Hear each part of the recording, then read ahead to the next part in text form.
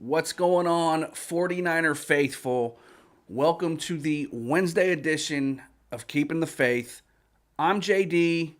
Appreciate everybody for tuning in this evening. And man, I don't know about you, but this Robert Saleh roller coaster has been one hell of a ride, and I know the fan base has been just white knuckling this whole thing the last few days. But there's been some developments the last couple of days that I want to get into here tonight. We will definitely talk about all the recent developments as it pertains to Robert Saleh, and we'll get into a new name that has been thrown into the hat potentially for the 49ers defensive coordinator position.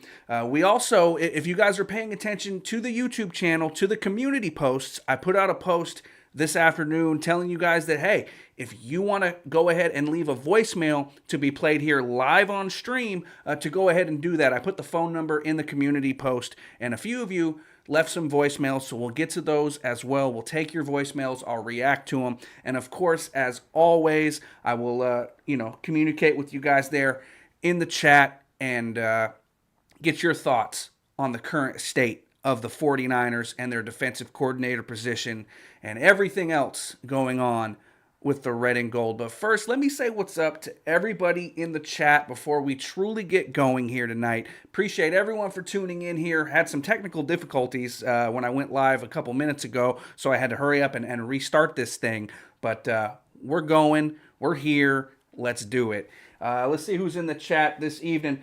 We got Fazil in the chat. Long time no talk, my man. Thank you for your comments on my recent videos. Thank you for tuning in tonight. Long time no talk, my friend. Glad you found your way back to the channel and to the Keeping the Faith live streams. Fazil says, let's go, my man. Let's go, Niners. I hope we stay healthy this season. Knock out the draft. Get some good guys in free agency. And hopefully get Pete Carroll or Robert Saleh as defensive coordinator. Well, hey, Fazil, man. Stay tuned, because that's what we're going to be talking about here tonight. Those two names specifically. Mr. Layback 808 in the chat says, salute. What's up, man? Appreciate you for tuning in. Thank you, as always. Graveyard Sports Talk, he says, yo, JD, it was nice meeting you last year at the NFC Championship game. Yeah, you too, man. CG, nice to meet you as well last year at the NFC title game. We were in the thick of it at the Niners and Lions tailgate over there in Blue Lot. There were so many Lions fans, it was ridiculous. But yeah, it was good to meet you too, man. Niner JTV in the chat says, let's go. That's what I'm talking about. Bringing that energy. That's what I'm here to do tonight. Bring the energy and bring you guys up to speed with everything going on with the 49ers and at least give my thoughts on what's going on. Fazil says, my wife is also a Kings fan, JD. That's what I'm talking about. You got good taste and so does she. That's what's up, Fazil. Good job, man. Mr. Laidback says, 49ers are cooked, bruh. Staley, here we come, and not Carroll. We'll see. We'll get into that. We'll see. Star Tropic in the chat says, don't know how I feel about the idea of Pete Carroll's gum on our sideline. Guys, we'll get into it. We'll get into all of it. I know everyone is just chomping at the bit, like Pete Carroll with some gum, to talk about these recent developments. We'll get into it, I promise. Let's see. Okay, I think we're caught up on the chats there. So before we get into that, I just want to say I am still building this channel back up from the depths, getting this thing rolling. And if you guys want to go ahead and if you feel so inclined as that you want to support the channel, the Cash App and Venmo information is down below in the ticker as well as the description box. It's Cash App and Venmo. JD49TD is where you'll find those avenues there if you want to go ahead and help support the channel. Not mandatory, not required, but much appreciated while we get things up and rolling, up and moving, get the monetization going, all that good stuff. Anyways, let's go ahead. Oh, I see David Yang in the chat too. What up, David? Appreciate you for tuning in, my friend. So this time last week when we talked, I gave you guys my thoughts on the current defensive coordinator prospects that the 49ers have, what's going on with the head coaching search and how that can impact who the 49ers bring in. Then over the weekend, we had Jeff Ulbrich, who was a popular name linked to the 49ers, take the job in Atlanta, kind of as I suspected. He reunites with Raheem Morris back in Atlanta where he had been previously, and so that knocked a candidate right off the list for the 49ers right there. Then you get into Monday, and Dennis Allen gets taken off the board when he goes to Chicago with their new head coach, Ben Johnson. And within the same hour, Lou Anarumo, former Cincinnati Bengals defensive coordinator, takes a job in Indy. So just like that, the 49ers are down a ton of quality candidates. But at the same time, the Niners haven't been interviewing anyone. The only interviews that they've done so far are with Robert Saleh, Detroit Lions secondary coach Deshae Townsend, and in-house with the oh-so-popular Brandon Staley. So that tells you that the Niners feel confident in where they're at with the search, who they have in mind, because they haven't done a ton of interviews. And I don't know, after these last couple days, that approach just may bite them in the ass. And we will talk all about that here tonight. Earlier in the week,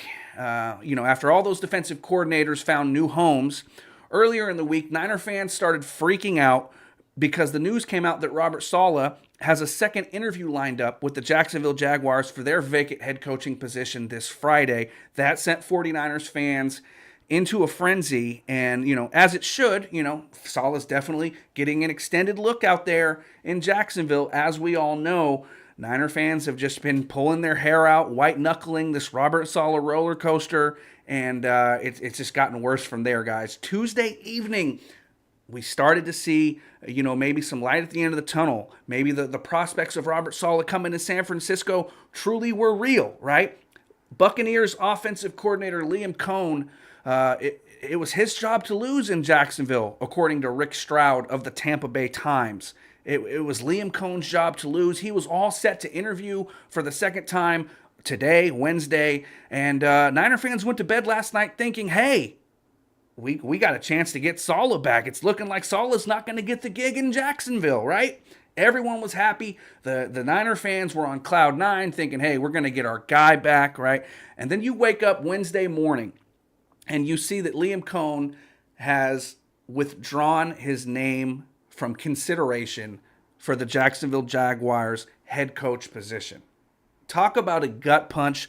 Talk about just something that'll wake you up out of your sleep. That was a brutal bit of news to read if you're a 49er fan and on the Robert Saleh bandwagon for the defensive coordinator role. And the news just kept trickling from there. It was kind of revealed that the Jacksonville Jaguars have been struggling to have head coaching candidates interview for the job or show interest in the job because of Trent Baalke, who Niner fans know all too well. Trent Baalke has been getting in the way of guys like Ben Johnson going to Jacksonville and taking that head coaching job. Liam Cohn reportedly withdrew his name from consideration with the speculation that Trent Baalke's role in Jacksonville was a deciding factor there. So it made you think, would Robert Saleh really take the job in Jacksonville with Trent Baalke in the house? We talked about that last week in depth, and you looked at the Jacksonville Jaguars, coaching vacancy in general with Trevor Lawrence, with the weapons that they have on offense.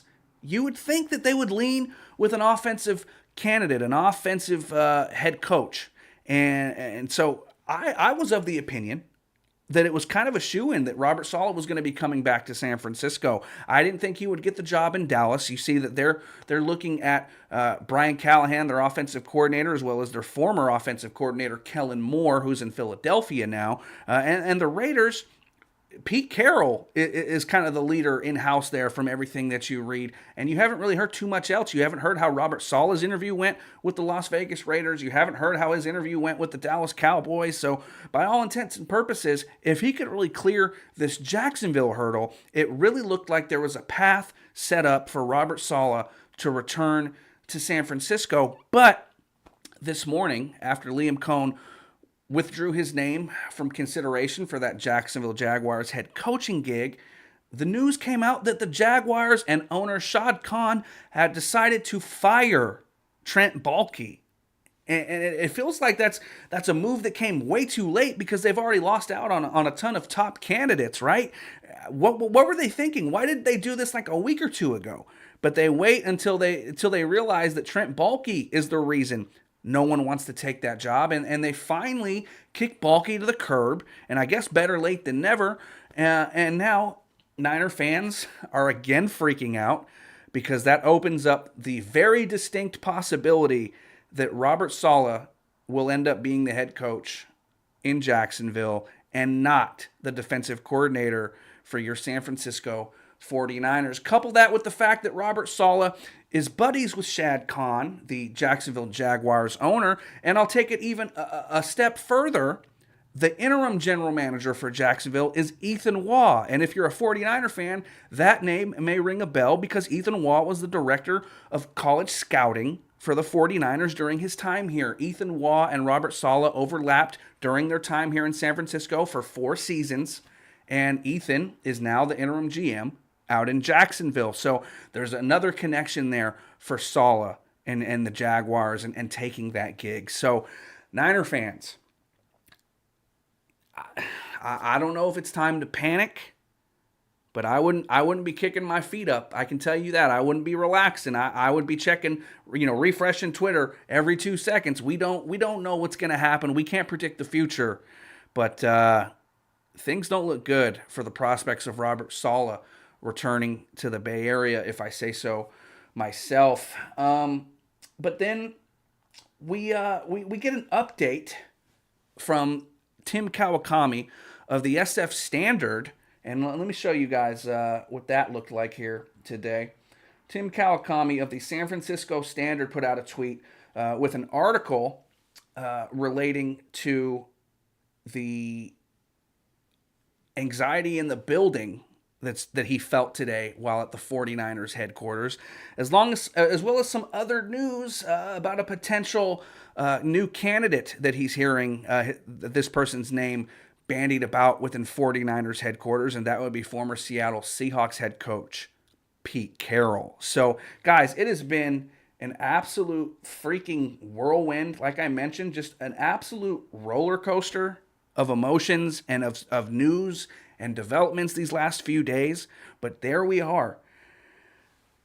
How do we feel about that, Niner fans? How do we feel about the possibility that Robert Saleh was a pipe dream all along? How do we feel about the possibility that the 49ers' confident approach in not interviewing a ton of candidates, feeling that Robert Saleh was a shoo-in, was going to come here because they were going to pay him the most money ever for a defensive coordinator? How do we feel right now, 49er fans? Let me know in the chat how you guys are feeling, where your mindset is, how confident you are that Robert Saleh will end up being a part of the San Francisco 49ers once again. Because let me tell you, I was very confident up until today when Liam Cohn withdrew his name. Now I feel like anything can happen. Robert Saleh will be flying into Jacksonville Thursday night for an interview Friday morning. And the Jaguars are also set to interview Raiders defensive coordinator Patrick Graham on Thursday. So let's keep our fingers crossed that they don't let Graham out of the building and they agree to terms tomorrow. But I don't see that happening. Not at this point. We'll see what happens. And, we'll obviously talk about it as it happens and just take things day by day. But right now, things aren't looking good for Robert Saleh coming to San Francisco. Let's see how you guys are feeling in the chat before we continue on here. Let's see. Jesus Christ, my King in the chat. What's up, my friend? Long time no talk, my friend. Good to see you in the chat. Thank you for tuning in, my guy. Glad you found your way back. Make sure you guys all subscribe and turn your notifications on if you haven't. I've been going live. I've been dropping some videos, so make sure you have all that set up. We're doing the damn thing again. So, keep all that in mind. Jesus Christ, my King says, where you been? Hey, go check out our first live stream that we did a week ago today. I kind of answered some questions there, but appreciate you for tuning in, man. Thank you for participating. Thank you, as always, for everything you've done for the channel. David Yang says, kind of feel like they pulled a Cousins. Yeah, I see what you're saying there. Just their minds were dead set on Robert Saleh. They didn't care about anything else. They didn't put the work in to explore any other options. And at the end of the day, it kind of blew up in their face, similar to how they were dead set on acquiring Kirk Cousins in 2017. They didn't even scout Deshaun Watson or Patrick Mahomes, and it bit him in the ass. Yeah, they got Jimmy Garoppolo that year, but you could have had Patrick Mahomes. And they didn't even do the legwork. They didn't do the homework. So I see what you're saying. I understand the correlation you're trying to make there. The Niners have put all their eggs in the Robert Saleh basket, which is probably the most popular term of the week. All the eggs in the Robert Saleh basket is something you're hearing everybody say because it's true. It's factual. That's what the 49ers have done.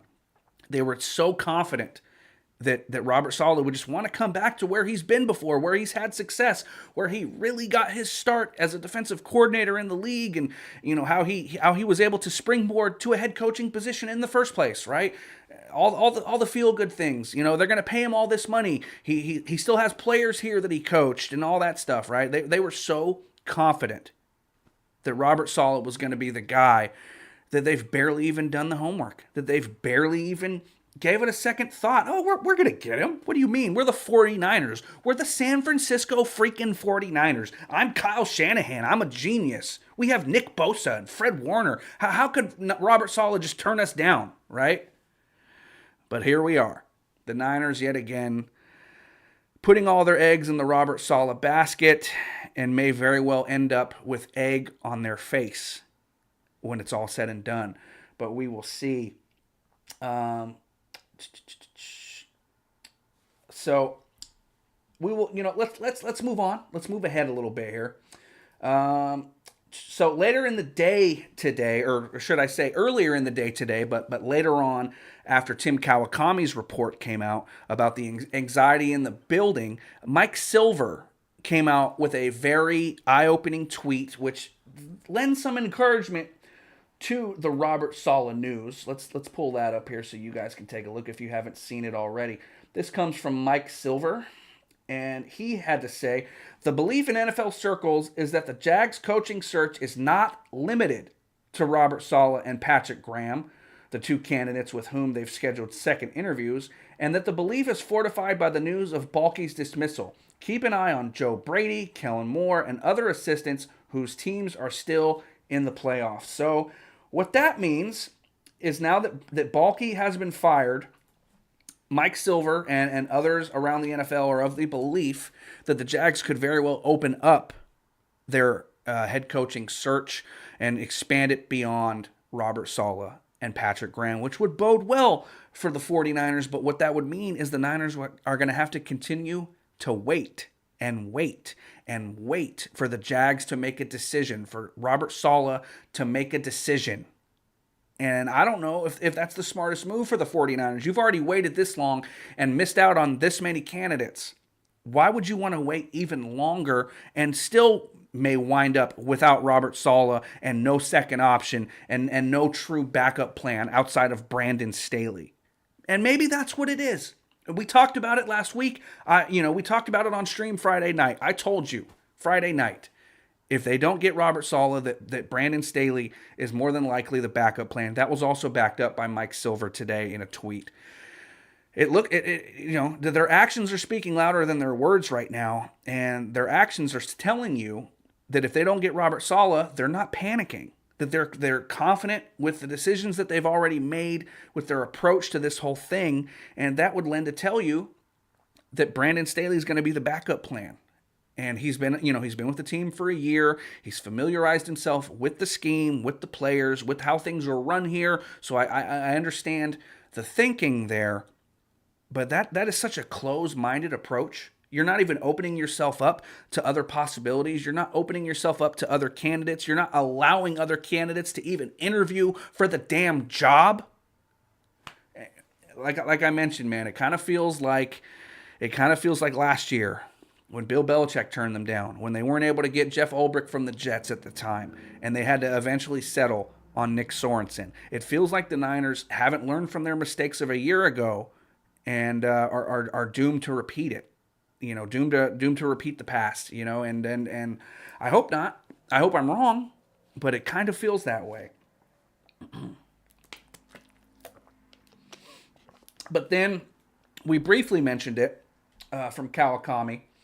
Kawakami's report today said that while he's in the 49ers headquarters, he's heard that a new name has emerged in the defensive coordinator debate down at 49. And I guess you would call this the second biggest news of the day.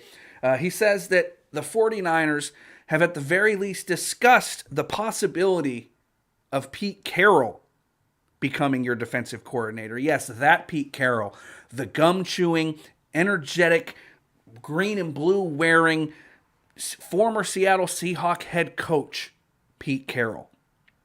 I know he's from the Bay Area. I know he coached here in the past. He has ties to the organization, to the area. But most Niner fans will remember Pete Carroll for being a Seattle Seahawk, for being their head coach, for beating the Niners so many times, and for just chewing and chomping that damn gum on the sideline and seeing it every single time the TV panned over to him. That's what Niner fans will remember Pete Carroll for. And when that news came out, I was initially a little angry, a little taken aback, a little surprised. But the more I thought about it, I kind of like it. I can't lie. I kind of like it. We're running the Pete Carroll cover 3, aren't we?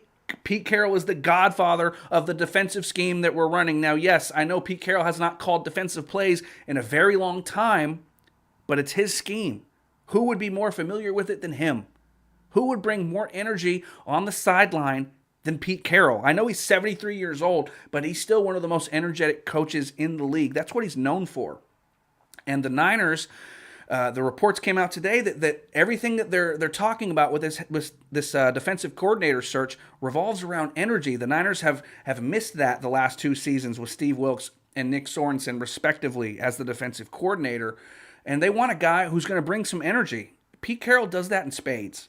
Not only that, he would be a very well respected coach. The guys in the locker room would know that Pete Carroll knows what he's talking about and that you have to listen to a guy like Pete Carroll. And not only that, he's a guy who's been around the block, who's been a Super Bowl champion, something that Kyle Shanahan has never been. So Pete Carroll would be able to stand up to Kyle. They would be able to have debates, and he would be able to check Kyle on certain things and keep Kyle in line when he's getting a little too big for his britches, as he is known to do. And we know Kyle Shanahan and his ego and the way that he operates. He needs a guy that can challenge him. He needs a guy that can tell him, no, hey, that's not going to work for me. We're not going to do it that way. This is how we're going to do it. Robert Saleh was that guy. They famously would get into shouting matches during their time, with the Niners. And you bring in a guy like Pete Carroll.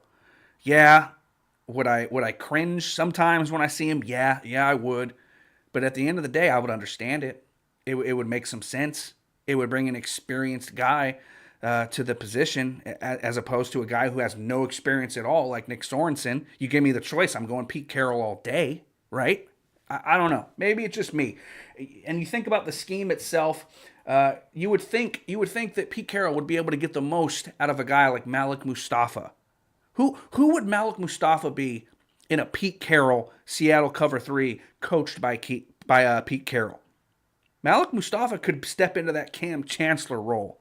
I think that's got Cam Chancellor written all over it if Malik Mustafa, is being coached by Pete Carroll. He'll be able to get the most out of him in that way. He'd be able to get the most out of a guy like Jair Brown, who may be in the Kyle Shanahan doghouse, but before that had shown the propensity to be a ball hawk and take the ball away and create turnovers. He could be that ball hawking safety that Pete Carroll covets in that scheme, right? He would definitely get the most out of Fred Warner and Dre Greenlaw. They had tons of talented linebackers during Pete Carroll's time in Seattle.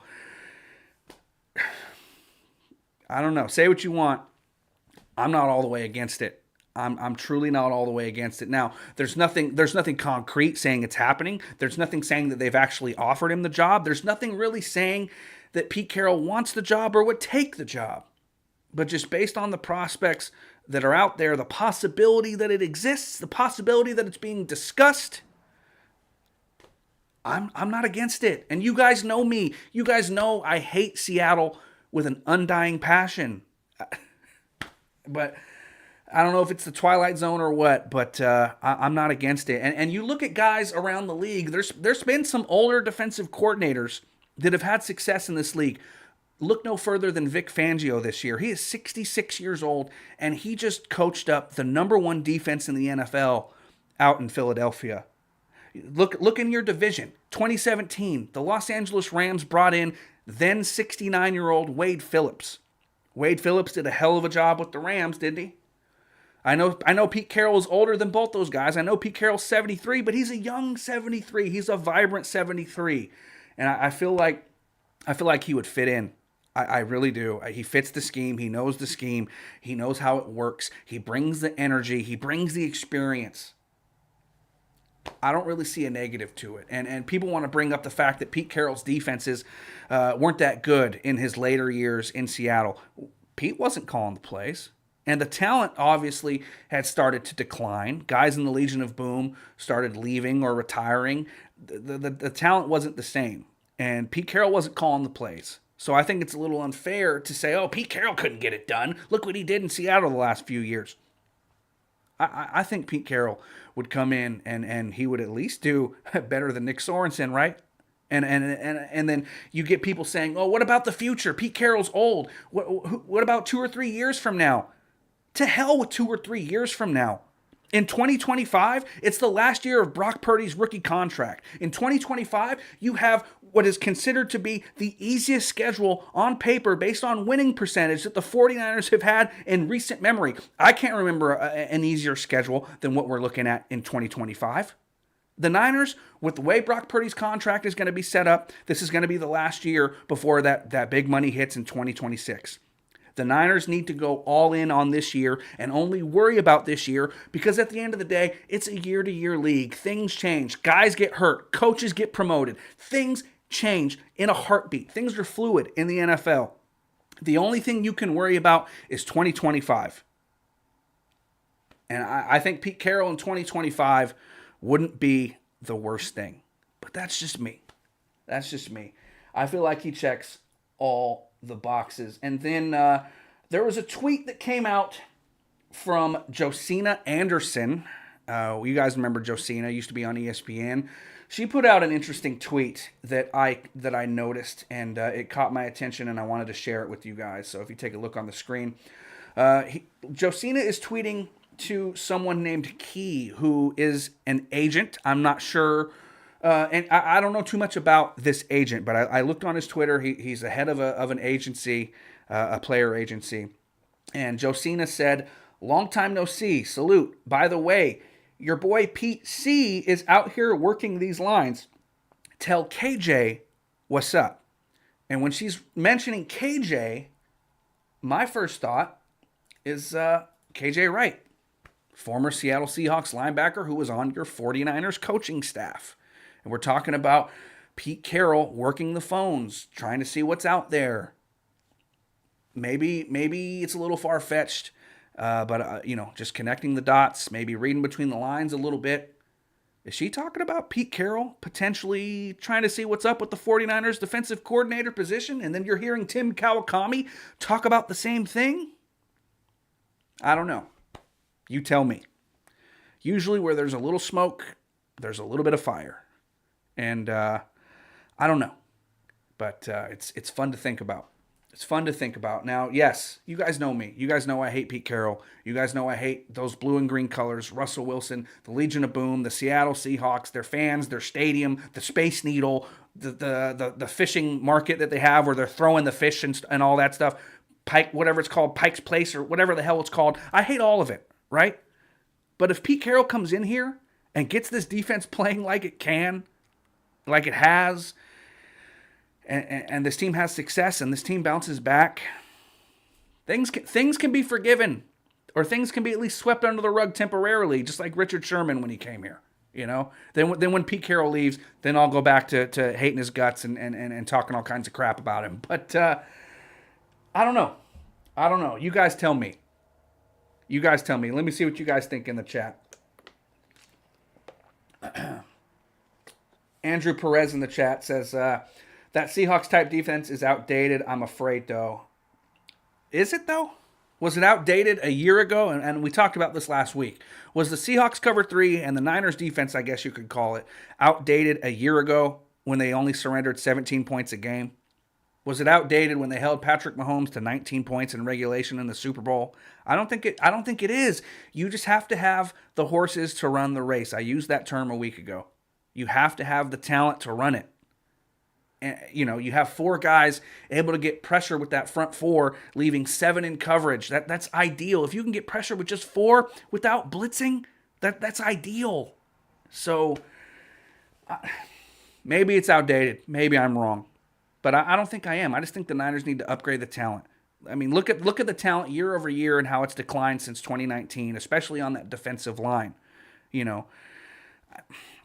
They need to restock the cupboards. The cupboards are getting a little bare. They need to restock the cupboards. They need to go back to the well and do what got them here. Do what got them to the Super Bowl. Just restock that defensive line. Re-sign Dre Greenlaw. Go grab another corner. Potentially go get a ball hawking safety if you don't think Jair Brown's going to be that guy. Look out for the continued development of Malik Mustafa. I don't think the cover 3, the Seattle cover 3, the 49er cover 3, whatever you want to call it, is outdated. I just think they need to upgrade the talent on the roster. That's just me. Andrew says, JD is the truth. Appreciate you, man. Thank you so much for tuning in. Graveyard Sports Talk says, let's hope Gus Bradley is available and we'll interview. If you're going to talk to Pete Carroll, you might as well entertain the idea of Gus Bradley. I don't know how I feel about that, but it's kind of in the same ballpark. Why not? I mean, that's the thing. At this point, the Niners need to be interviewing guys. They need to be talking to guys and find someone that they like. Right now, the Niners are sitting on their hands doing nothing but waiting for Robert Saleh. And I think I was really confident that Robert Saleh was going to come back here. I was very confident. But now, I don't know. I don't know. David Yang says, speaking of talent, Khalil Mack and Bosa or just Joey next to Nick. And we're a long ways away from free agency, but just to answer your statement there real quick, your question, I wouldn't be opposed to Khalil Mack. Now Joey Bosa, he just signed a new deal with the Rams, and if they end up promoting Brandon Staley, there's no way Joey Bosa is going to come here. Joey Bosa doesn't like Brandon Staley. It's been very well publicized. So there's that. But yeah, I appreciate everybody for tuning in, man. Let's see what else we got here. I took some notes down. I want to make sure I don't miss anything. Okay, I think we got through the crux of what I wanted to mention. Let's see if I missed anything in the chat here before we move on to the next segment. Let me scroll through. Jesus Christ, my King, up earlier in the chat says, I can't believe you're back, man. Got a tear in my eye. Hey, I appreciate it, man. Thank you so much, man. That means a lot. A lot of the OG fans, OG viewers checking back in with your boy. It's much appreciated. Andrew Perez, I see you earlier in the chat. He says, are you going to do call-ins? I may do some call-ins here tonight. What do you guys think? You guys want me to open up the faithful phone line? If you do, drop a 1. Drop a 1 and I'll open up the faithful phone line if you guys are going to call. I tried it on Friday night and no one wanted to call in. Maybe you guys were partying too hard that night. I don't know. But if you want me to open up the faithful phone line, I will. And I'll tell you when. Don't call yet. I'll tell you when. But drop a 1 if you want me to open up the faithful phone line. If you guys will call in. And I will, I'll do that and I'll talk to you guys. What up, Luke Walsh? Appreciate you, man. Thank you for tuning in, my friend. I see you in the chat as well. Real quick, while you guys are making up your minds if you want to call in or not, what I did mention in the community post earlier is that if you guys want to leave a voicemail after hours to be played on the next live stream, you're more than welcome to do that. You guys can call up that faithful phone line phone number that is down below in the ticker and the description box, and you can leave a voicemail. Just say, hey, this is so-and-so from blah, blah, blah, and I want to talk about this. And you got, leave a message. What are your thoughts? I want to make this an inclusive show. I don't want to talk at you. I want to talk with you. And like I've always said, if you've been a longtime viewer, this is a show for the faithful, by the faithful. I'm just like one of you guys, except for I'm sitting behind a microphone. So,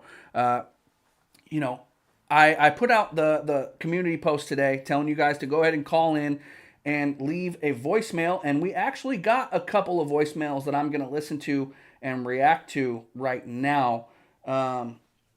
What's up, the Asian? I can't read. I'm not sure what your name is. The AZ1 Attic. I'm not sure what you're saying there, but he says JD is back. Yeah, man, I'm back. Sorry, I'm not sure what your name is. I don't want to mispronounce it. But let's get to these voicemails that we got on the faithful phone line, and I'll react to them live. And then if you guys want to call in after that, you're more than welcome. Let's go. Let's see.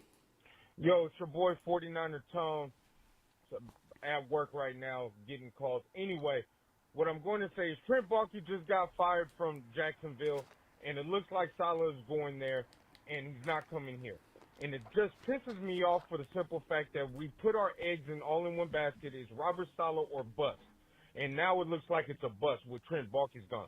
Like I said before, nobody wants to coach under Baalke.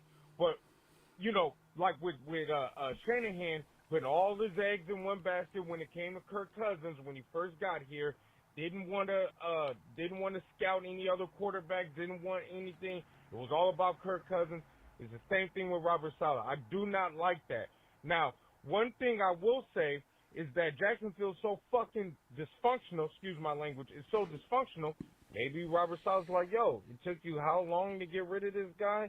Like, who's going to come in? Do I have any say? I mean, what can I do? Like, I don't know. Maybe I shouldn't come here.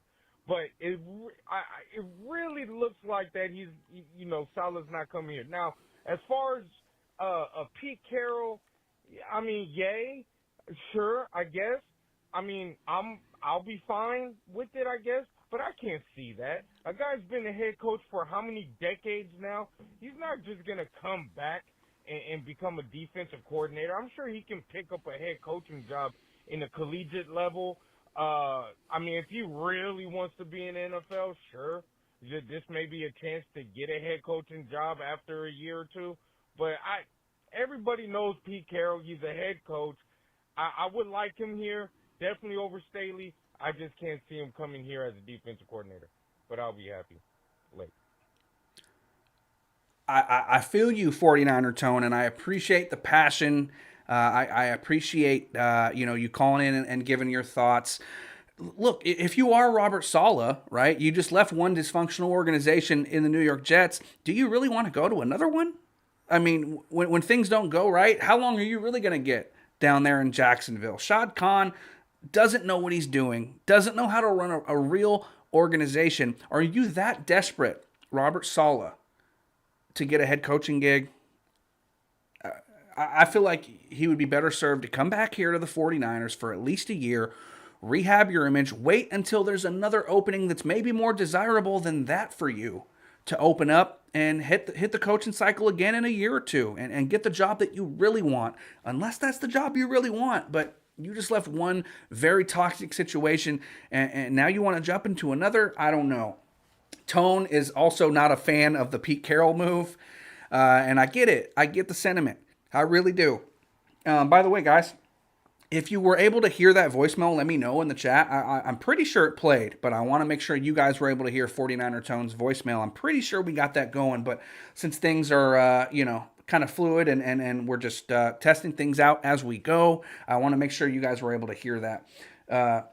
David Yang in the chat says, I don't like the Saleh fit in Jacksonville. They need an offensive help and Saleh as a defensive coach. Yeah, and we talked about that. I really didn't think Saleh was going to wind up there because anyone with a brain would want to get an offensive coach who will help develop Trevor Lawrence. I mean, it's common sense, right? You would think so. But has that organization ever done anything in the spirit of common sense? I don't think so. That's why they're the Jacksonville Jaguars. Am I right? We got one more voicemail, and then we'll open up the faithful phone line in case anybody wants to call. Hey, Diddy, this is Danny coming at you from the great state of Arizona, and I know you're just cringing at even the thought of possibly bringing in Pete Carroll as the next defensive coordinator if it does not work out with Robert Saleh. Let me just say that I'm all for it. I mean, I know you hate his gum-chewing ass and all that, but hey, he's a defensive guy through and through. He's been a defensive coordinator multiple times, including with the 49ers in the 95 season. He's been a secondary coach. He's been a defensive backs coach before. He's had many positions, just focus on defense as a coach. So I say if they cannot bring back Robert Saleh, let's bring Pete home. Okay. All right. Well, hey, thank you, Danny. I appreciate the voicemail. He wants to bring Pete Carroll home. Danny's a Bay Area guy. Yeah, he lives in Arizona now, but he born in the Bay Area, Bay Area guy through and through, and he wants to see the hometown guy come back home. And I get that. And he also knows how I feel about Pete Carroll, the gum chewing, the Seattle Seahawks, and all that. So, Danny, thank you for the phone call, my man. In the future, guys, if any of you want to go ahead and leave a voicemail for the program, give your thoughts on anything going on with the 49ers, you just may hear it on air here on stream, you can go ahead and call the faithful phone line, and that number is 415-498-0946. Again, 415-498-0946. And that also applies to right here, right now. If anyone wants to call in and chop it up with your boy, I'd appreciate it. Go ahead and give the faithful phone line a call, and we can talk about what's going on. I would like to speak with some of you guys. There's been a lot of familiar faces in the chat that I haven't talked to in quite a while. So if any of you guys are out there and you want to give your thoughts, I would definitely love to hear your opinions. So again, give the faithful phone line a ring, and we can talk about what's going on. In the meantime, in the chat, AZ1 Addict says, no way Pete comes to SF. His whole legacy in Seattle would be tarnished. But you could say the same thing about Richard Sherman. What about Richard Sherman? The same thing would apply there. And Richard Sherman came to the 49ers, did he not? He helped the Niners get to a Super Bowl, did he not? So I understand your logic, and I don't necessarily disagree with it, but it's been shown that bygones can be bygones, and things can be forgiven, at least by some. Not everyone forgives Richard Sherman for all that stuff, and not everyone would forgive Pete Carroll, and I understand that completely. And in the back of my mind, and in my heart, at the end of the day, would I still have some hatred for Pete Carroll? Yeah. Would I still get angry every time I see him chewing gum on the sideline? Yeah. But if he gets this defense playing the way that it should, then bring him in. Bring him in. And I'm not worried about the future. I know Pete Carroll's only 73, but he's an energetic 73, and I really do think he could coach past 1 year. But even in the event that he only coached a year, things are fluid. Things change in the NFL. Nothing is guaranteed ever. The Niners were Super Bowl favorites heading into this year. Look what happened. Nothing is guaranteed, guys. Not a damn thing. So if you miss out on Robert Saleh because of your own stupidity and negligence as a front office down in Santa Clara, maybe bringing in a guy like Pete Carroll would be a nice consolation prize. I don't know. We'll see what happens. I know it's Twilight Zone stuff. I really do. But I'm not opposed to it. All right. Well, we've been on live for about 45 minutes or so now.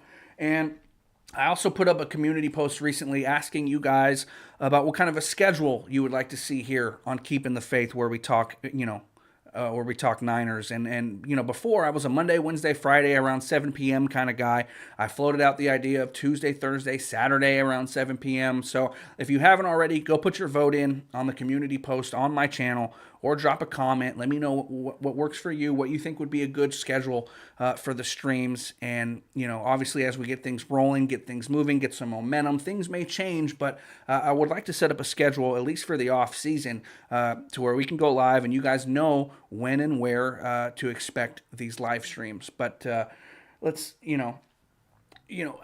there's a lot going on, so there will be a lot of breaking news streams moving forward. Of course, if anything breaks that's real serious, I'll definitely be going live on a random day, random time. Might drop some breaking news videos, breaking news live streams, if any big news happens, especially as it pertains to the whole Robert Saleh situation. But with that, I think we've kind of covered everything that we're going to cover for the day. I appreciate all you guys for tuning in. And again, if you guys would like to help support the channel, you can always hit up the Cash App or the Venmo, JD49TD. There will be memberships and member perks coming very soon, as soon as we can get the monetization up and rolling, and I'll roll those out as they come. I appreciate all you guys for tuning in yet again here on Keeping the Faith. And until next time,